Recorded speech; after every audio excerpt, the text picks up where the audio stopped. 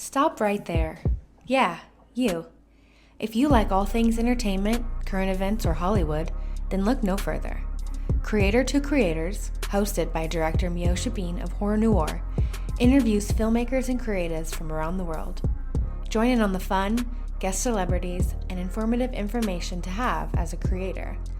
Hit subscribe and stay connected to Creator to Creators. Hi, everyone. Welcome to another episode of Creators to Creators Today. Today, we have a special guest.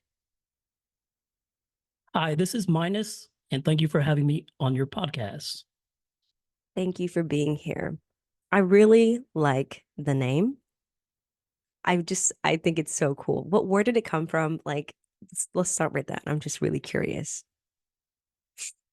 The name for Minus, it's Yes. a it's it's something that I came up with last minute, and it's a stage name. The origins to Minus traces back to a harrowing event from early childhood when I was 5. Mm. My younger brother and I, we were playing with our toy scooters near our home when we were suddenly confronted by a 16-year-old gang member. Oh my He God. threatened us with a knife. He put the knife to my back and he whispered to me that he was going to kill me, that I'm going to die. And the memory still haunts me. Oh my And that God. critical moment, I relied on whatever self-defense that I knew because I had some training to Yeah. disarm him. I took control of the situation quickly because that's what I was thinking in my head was I only had a couple of seconds to do it. Oh my God. I directed my brother to dispose of the knife in the nearby bushes. I like kicked it far away. I told him just throw it in the bush so he doesn't find it Yeah. because he was trying to reach for it as he was on the sidewalk, and he was trying to retrieve it. So I used everything in my strength to restrain him. I Wow. used the concrete really to put his face in it. Throughout this ordeal, I grappled with the more dilemma of self-preservation versus taking a life because he could have been gone. Oh my God. Yeah. That, Despite the immediate threat, I decided to spare the attacker. And this traumatic experience has had a profound impact on my life and the art. The that, arts. Initially, I considered the name Minus a Knife, mm, but eventually I settled with just Minus. And the A stands for my little nephew, Andrew. hmm He's around the same age I was when this incident took place. The I stands for Ira, a mentor who wanted mm. to see me succeed in my musical endeavors. So he introduced me to the owners of Hard Rock Casino Nice. in Fort Lauderdale when I was living in Miami. Unfortunately, Ira passed away Mm. 2 years after he passed away 2 years after he introduced me to the owners Oh, wow. from medical complications. Oh, wow. He was older. He was an Okay. older gentleman. Wow. Thank you for sharing that. And I mean, wow, that is just so sad. But the fact that, you survived that, it just kind of, it's like telling, I always wonder, like, I mean, I've survived a really bad car crash, that I could have, and I was surprised I walked out without any scratches. But I always say, like, obviously there's angels watching out for us, and there's a bigger purpose that you have, you know, on earth. Your story isn't over, it's like it's like a reminder. I always think that, when Yeah, things it's a like that reminder happen. of the courage that you can find within yourself, the Yeah, resilience to fight for your life. I mean, even if you're telling yourself, I got a couple seconds to do it and surprise the person, and you get out of it, I'm still here. you're still here. I love that. So I usually open up the show and I ask, that, every guest, basically your childhood, like kind of like what makes you you, and the little things that we grow up like picking up in our habits, and somehow they stick to us as we get older. Tell me a little bit about your childhood, and like, what was that like, and how did you kind of find your way into music? Okay, my childhood, my journey began on a chilly Christmas Eve in the heartland of America. My parents were immigrants from a war-ravaged Southeast Asian country. We were Mm, sponsored by the Catholic Church. On the night of my birthday, faced a harrowing ordeal. The medical staff possibly harboring resentment due to loss of American soldiers in the war.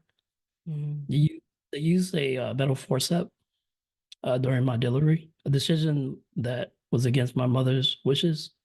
She kept reminding me that it was felt kind of like rape. mm. It went against her wishes. And my father, who had chosen to stay home to care for my three sisters, my siblings, due to the our unreliable transportation at the time, and all the criminals that were living in the surrounding area, he entrusted my mother's care to Father John, the head of our family sponsorship Mm. with the Catholic Church. So she was taken to the hospital with him, and that Yeah. decision may have saved my life. The forceps were used with such force that it nearly caused irreparable harm. Evidence suggests that I was a mere millimeter away from being rendered brain dead. Oh my God. And this traumatic experience has shaped my life and influenced my decision to maintain a low profile. I've chosen to remain faceless in the interviews. I It's also see. why I'm limiting the number of interviews that I participate in. So you're like the second interview. So Oh, if, wow. Well, thank if you. I'm anything honored. happens, if anything happens, you got the interview first Awesome. on I on mean, I this hope news. not. I hope nothing happens. Definitely not. Like nothing bad.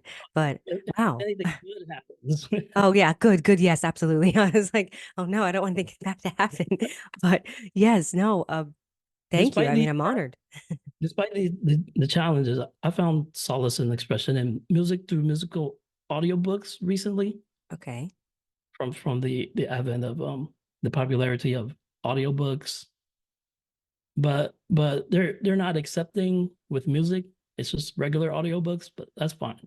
It takes a Right. while. It'll take a while for them to consider something new. And all the music, it's just me. I love So that. I love that. What inspired you to do though, like music? I mean, it's not an easy thing to get into. I mean, there's so much competition. I mean, okay, so I really like film at one point, but I'm kind of gave up on it. My best mm, friend, I gave him the keys to that, and he kind of failed me. I mean, we had everything, but he failed me. But that's another story. So my musical journey really began when I was 4. I mm. received a sophisticated double tape deck boombox Oh, as neat. a gift.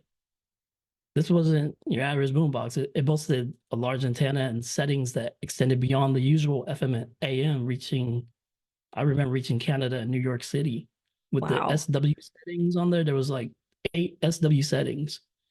It was equipped with a built-in DJ mixer, fader, 5-band EQ, Wow. RCA inputs for turntable expansion.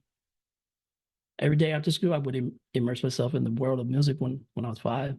That's I was amazing. practicing. I was practicing at honing the skills and pretending to be a DJ on this remarkable machine.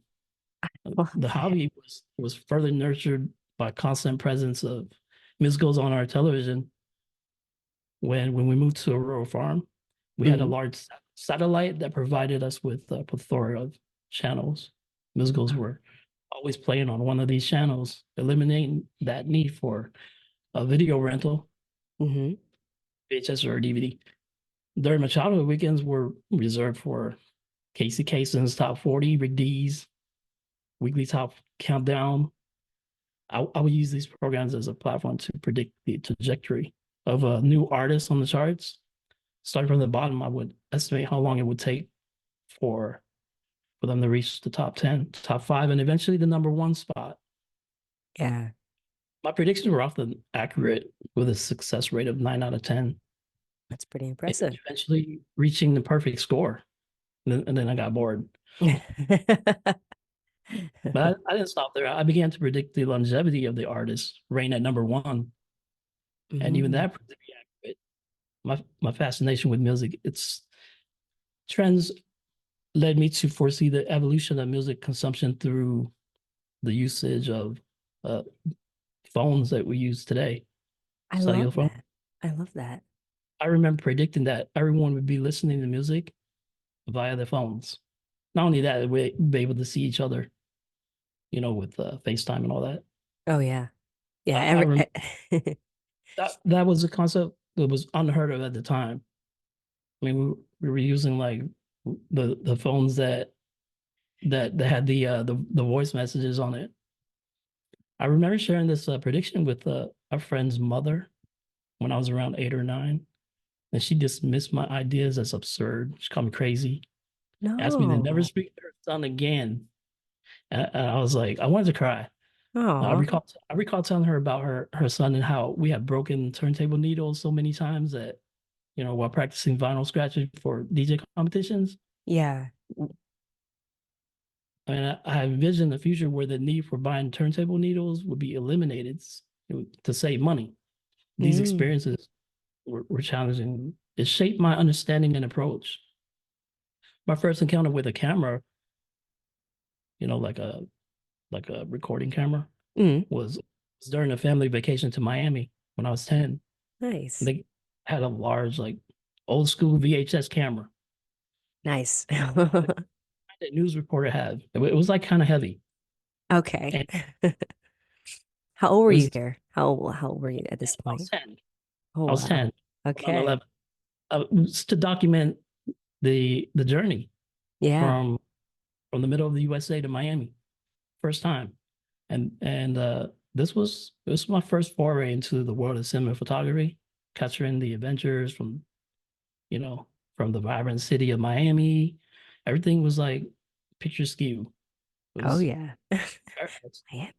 I love Fast Miami. forward to now, and I find myself um using this camera different. It's smaller, Hmm. it's but yeah, I had another camera like cinema photography camera, Okay. big one. Like I think it was like 14 years ago.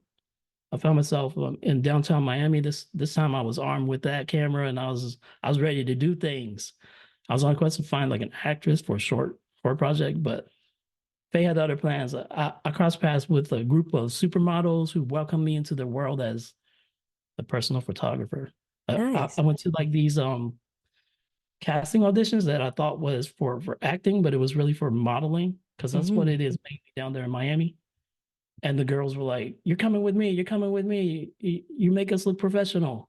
This is before the phone and everything. And they were like, "You can get us jobs. Just coming with us to the meetings."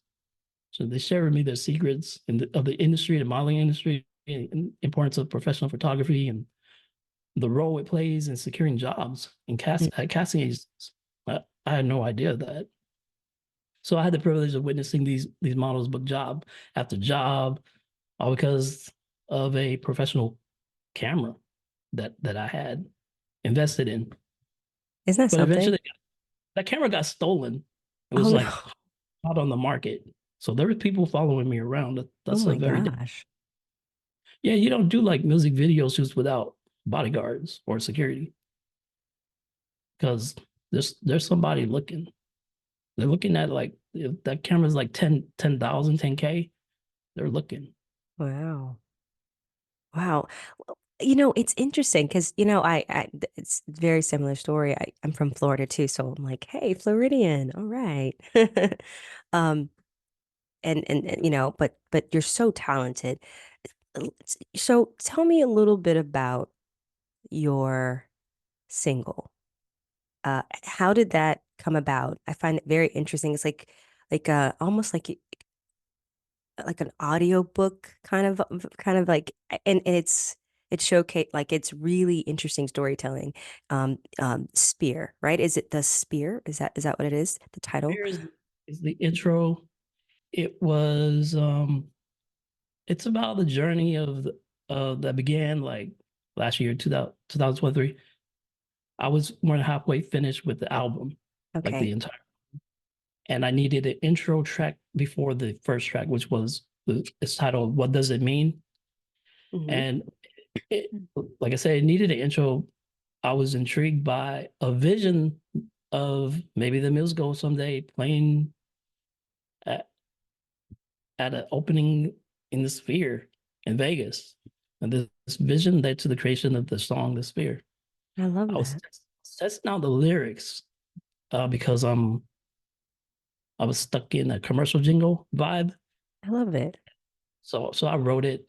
it like it didn't take long to write it. And before the actual the Sphere, they built their opening September 29th in Vegas, cutting the cord and letting everybody in and watch U2 and everything that they had to offer there. And Yeah. which they do like documentaries on climate change. Yes. Uh when everyone's summer vacation ended and the album was released, Killer Donuts musical. I consulted with my friend who's a musician.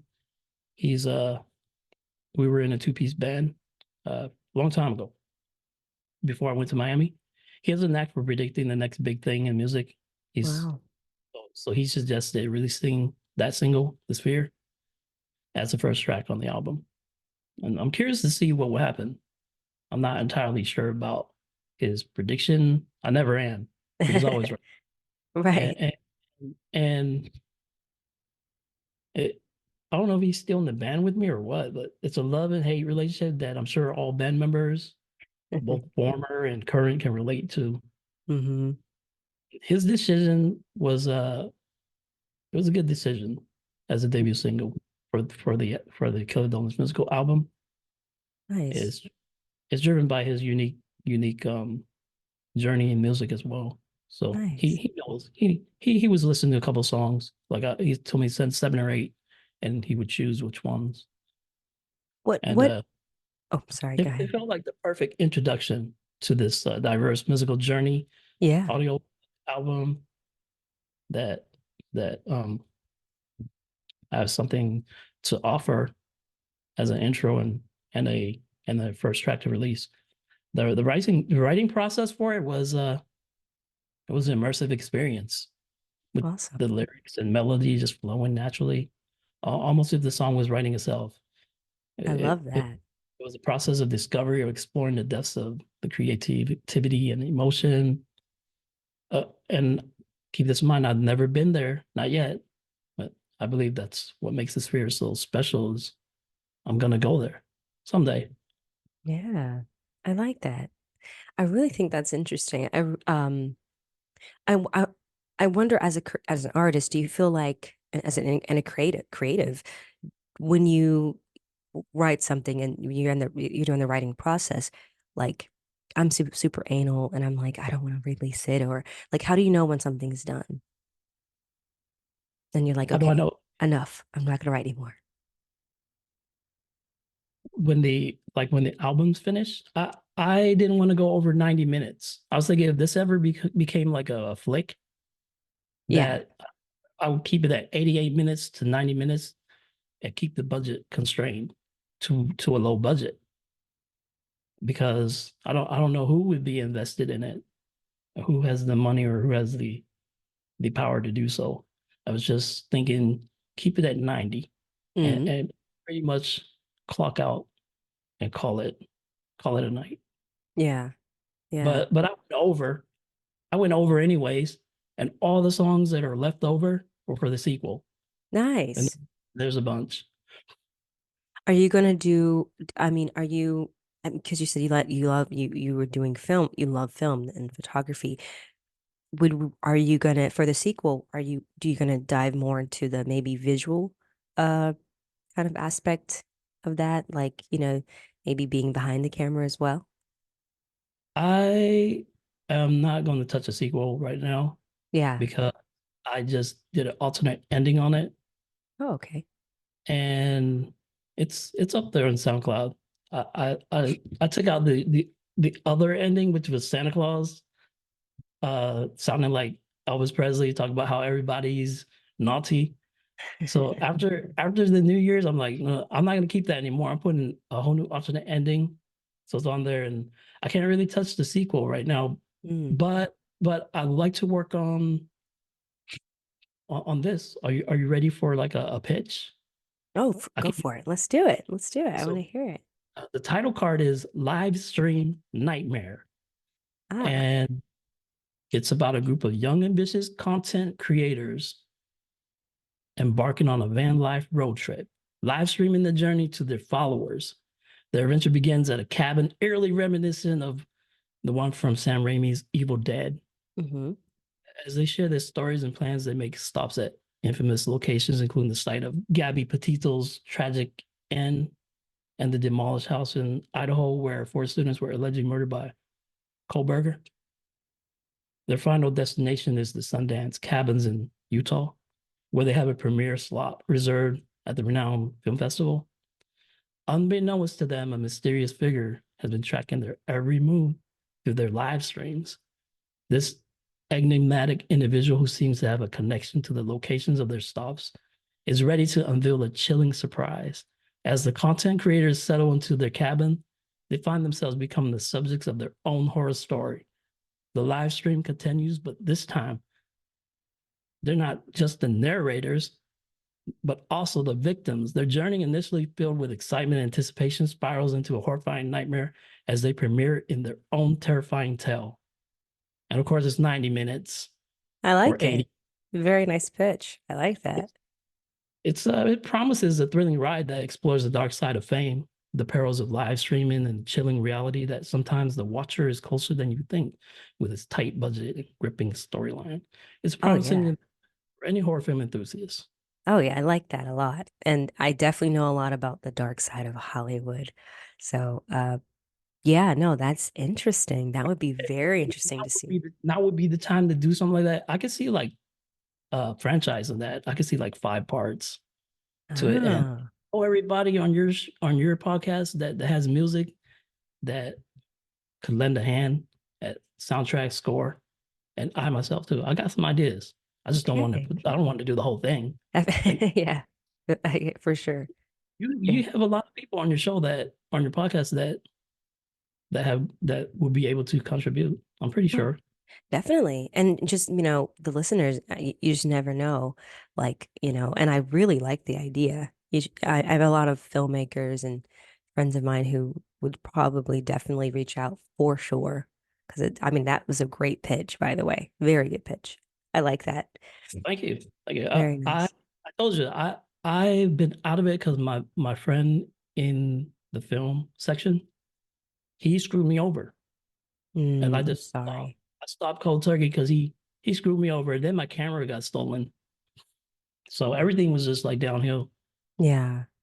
No, it's, that's the thing. This industry, you just have to really, um, it's like I don't know. It's terrible and good at the same time. So I've been in a lot of situations where I had to walk away from jobs or even like can't speak upon things because this person has a lot of they're at a certain status and I can't say anything, but they did, it was wrong. I was wrongfully done. But yeah, it's a crazy business, but I think it's the thing is like, we love what we do. And I mean, the Here's what love I for it, right? You just never here's what lose that. here's what I learned, and it sticks in my head from someone that personally knew James Franco. They had like a class together at NYU. Yeah. James Franco, the actor, and I'm not going to say what happened or what they were doing, but and I'm not going to say his like preference in gender. But when he's with a ladies, better watch out because that's not really him. Mm. So my friend, when he had mentioned that he was like with Franco, we were laughing like, yeah, right, because his name's Augustine. Because can't really believe what he says. James Franco, Okay. yeah.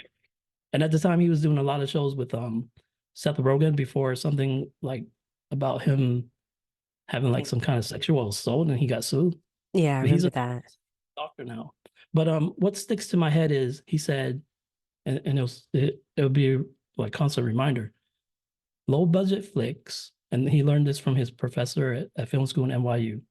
low budget flicks, they make them to make money. It's it's it's done to make money. So if you got a good one, you got to run with it.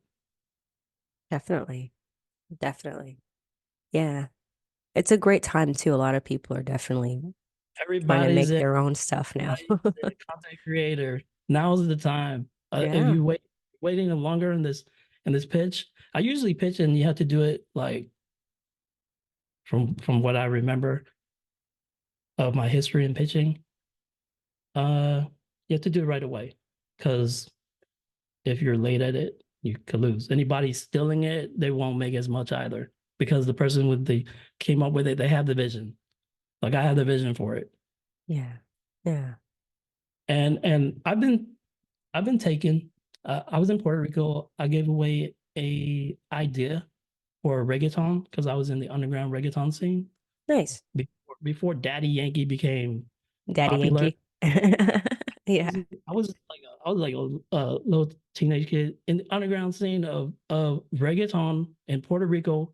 They were throwing massive parties. They were like in the infrastructure section. Somebody who knew the governor or was the governor's kid had the keys to the like they were building like a tunnel for the highway, and they threw big parties in the tunnel that they were building. Oh my gosh. And that was the underground scene for reggaeton. And I came up with an idea for like a flick. It was a girl who she's from Puerto Rico and she's alternative rock and she's trying to decide and she's Americanized. She's trying to decide whether to keep the tradition of merengue or salsa because that's what her parents and her grandparents want her to keep in the family. But they don't like what's what's coming to the table, which is reggaeton. They think it's disgusting, it's vulgar, and she's afraid to talk about with her parents. And she comes and she talks to she confides in like someone like me. I had a band in Puerto Rico, but I'm not gonna say too much about what happened with it. But Hmm. it was it was pretty cool. Everybody went and did something else in the end. It was like a five-piece band. Everybody like they graduated from high school. And they kind of just dispersed. One person became a professional baseball player. One person became a professional chef. One person has their own music studio in Puerto Rico. Awesome. And the it was like we spent our last time together. They kidnapped me, took me to like the New Year's thing in Puerto Rico by the Capitol building. Nice. And I remember standing and fireworks were going off above my head, and J Lo was in front of me the whole time. Like You're like, he was like whoa. standing on the stage in front of me. I'm standing right there, and I'm thinking they kidnapped me for this, but it's cool. Yeah, the musical journey. Don't we love And it? it's where we had the keys to the old San Juan, where we're in like we could do whatever we wanted in the whole city that That's entire awesome. night, all the That's way up awesome. all the way up until the sun rose, and we were like looking at a baseball stadium because one of the band members was sad that he had to go back to he had to go to Michigan to play baseball. He won a scholarship. Nice. Very nice. I like So the story is not about me. It's about this girl who she loves reggaeton and what's about to happen. And I told her it's gonna go international. You have nothing to fear.